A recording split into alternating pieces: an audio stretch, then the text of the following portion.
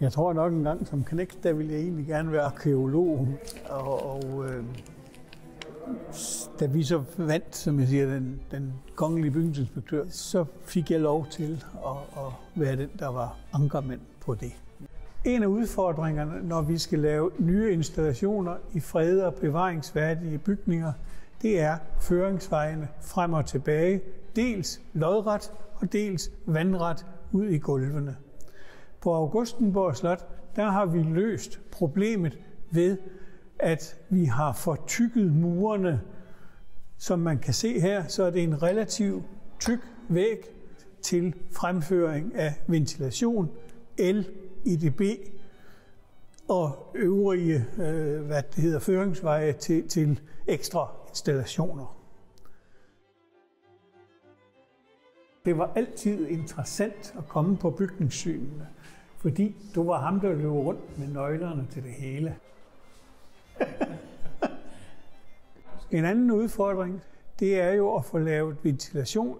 Det er jo kontorer, så der er jo visse krav til, at vi skal have et luftskifte her.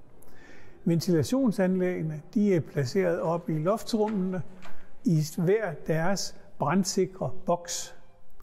Det er et krav i vores ventilationsnormer efter moderne standard. Så der er opbygget nogle bokse, som for ikke at belaste etageadskillelsen, er hængt op i tagkonstruktionen, og på den måde så får vi belastningen ført ud til ydervæggene.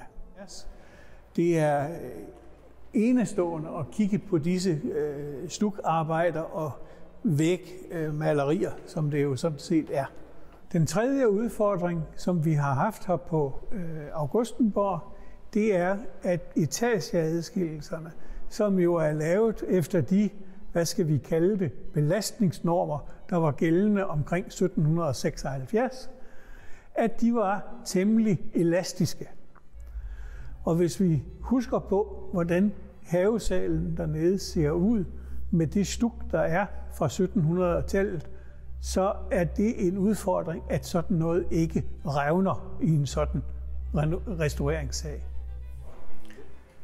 Når jeg tænker tilbage på den her opgave, jamen, så er det begejstringen, at når man går op i en tagkonstruktion, og ligefrem kan se, at de gamle mestre har indhugget årstal 1773, og man kan se deres øksehug fra bladbilen, der har kløvet ned igennem.